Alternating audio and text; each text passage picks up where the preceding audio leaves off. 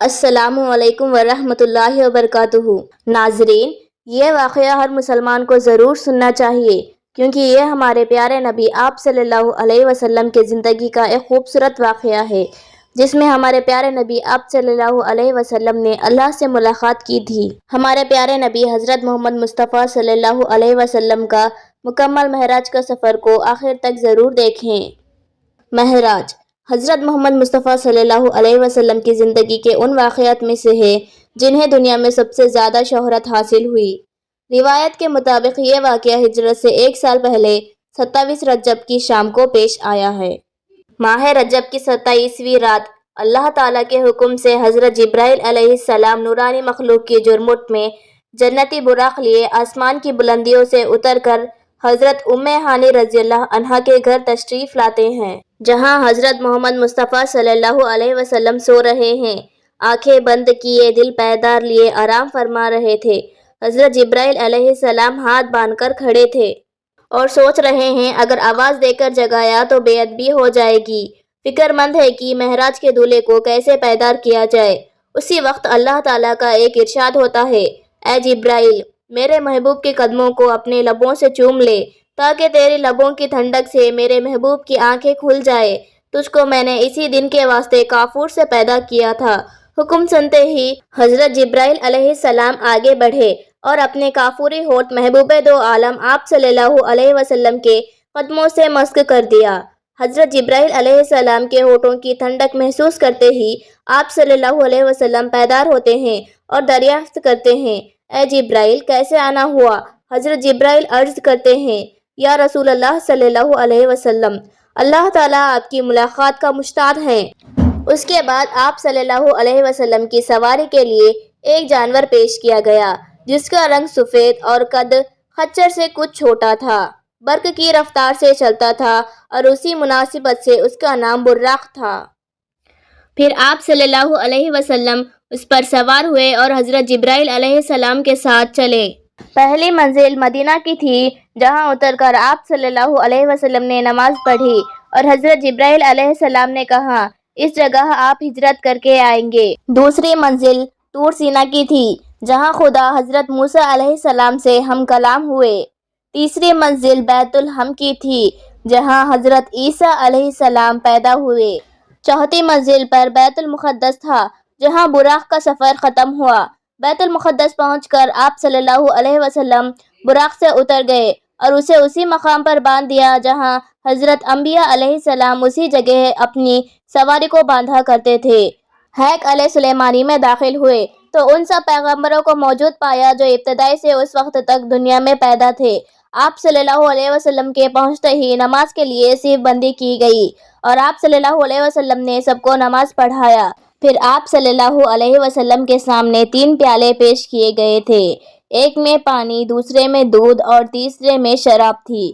آپ صلی اللہ علیہ وسلم نے دودھ کا پیالہ اٹھا لیا، حضرت جبرائیل علیہ السلام نے مبارکباد دی، آپ صلی اللہ علیہ وسلم فطرت کی راہ پا گئے۔ اس کے بعد ایک سیڑھی آپ کے سامنے پیش کی گئی اور حضرت جبرائیل علیہ السلام اس کے ذریعے سے آپ صلی اللہ علیہ وسلم کو آسمان کی طرف لے چلے۔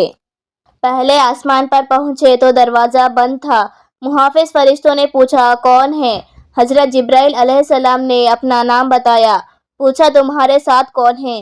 تو حضرت جبرائیل علیہ السلام نے کہا، آپ صلی اللہ علیہ وسلم۔ پوچھا گیا، کیا ان کو بلایا گیا ہے؟ تو کہا، ہاں۔ تب دروازہ کھلا اور آپ صلی اللہ علیہ وسلم پر خیر مقدم کیا گیا۔ یہاں آپ صلی اللہ علیہ وسلم کا تعارف فرشتوں اور انسانی ارواح کی ان بڑی بڑی شخصیتوں سے ہوا جو ان مرحلوں پر مقیم تھے۔ ان میں نمایاں شخصیت ایک ایسے بزرگ کی تھی جو انسانی بناوٹ کا مکمل نمونہ تھا۔ حضرت جبرائیل علیہ السلام نے بتایا، یہ حضرت آدم علیہ السلام ہیں، آپ کے موروث اعلیٰ۔ ان بزرگ کے دائیں بائیں بہت لوگ تھے، وہ دائیں جانب دیکھ کر خوش ہوتے اور بائیں جانب دیکھ کر روتے۔ پوچھا، یہ کیا ماجرا ہے؟ بتایا گیا، یہ نسل آدم علیہ السلام ہے۔ حضرت آدم علیہ السلام اپنی اولاد کے نیک لوگوں کو دیکھ کر خوش ہوتے اور برے لوگوں کو دیکھ کر روتے ہیں۔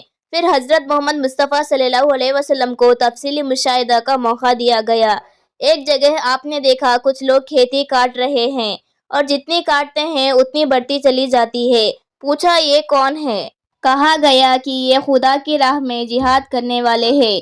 پھر دیکھا کچھ لوگ ہیں جن کے کپڑوں میں آگے اور پیچھے پیبند لگے ہوئے ہیں اور وہ جانوروں کی طرح گھاس چرتے ہیں۔ پوچھا یہ کون ہے؟ کہا گیا یہ وہ ہے جو اپنے مال میں زکوٰۃ خیرات کچھ نہ دیتے تھے۔ پھر ایک شخص کو دیکھا کہ لکڑیوں کا گٹھا جمع کر کے اٹھانے کی کوشش کرتا ہے اور پھر وہ اٹھا نہیں پاتا ہے تو اس میں کچھ اور لکڑیاں بھر لیتا ہے۔ پوچھا یہ کون ہے؟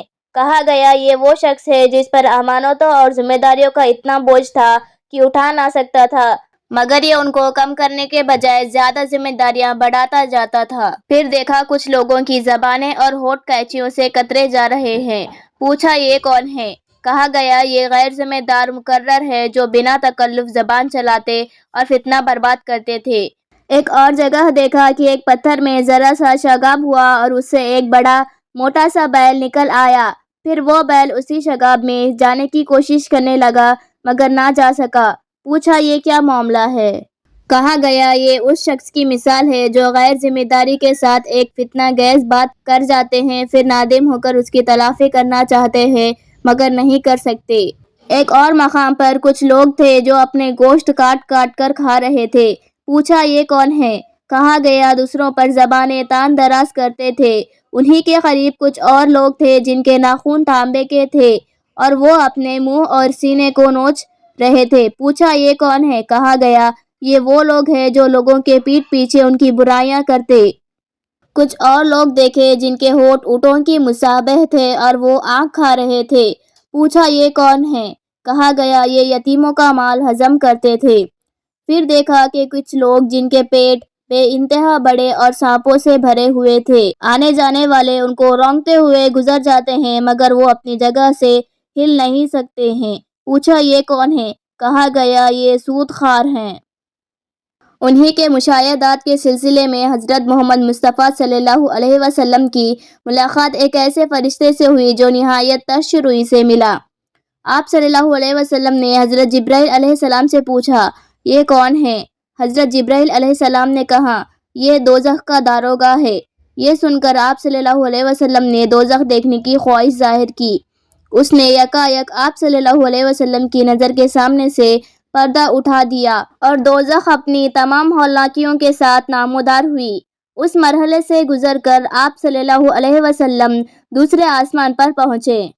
یہاں کے اخبار میں دو نوجوان سب سے ممتاز تھے۔ تاریخ پر معلوم ہوا یہ یحییٰ علیہ السلام اور عیسیٰ علیہ السلام ہیں۔ تیسرے آسمان پر حضرت محمد مصطفیٰ صلی اللہ علیہ وسلم کا تعارف ایک ایسے بزرگ سے کرایا گیا جن کا حسن عام انسانوں کے مقابلے میں ایسا تھا جیسے تاروں کے مقابلے میں چودھویں کا چاند۔ معلوم ہوا یہ حضرت یوسف علیہ السلام ہیں۔ چوتھے آسمان پر حضرت ادریس علیہ السلام، پانچویں آسمان پر حضرت ہارون علیہ السلام، چھٹویں آسمان پر حضرت موسیٰ علیہ السلام اور ساتویں آسمان پر پہنچے تو ایک عظیم و شان بیت المعمور دیکھا جہاں بے شمار فرشتے آتے اور جاتے تھے۔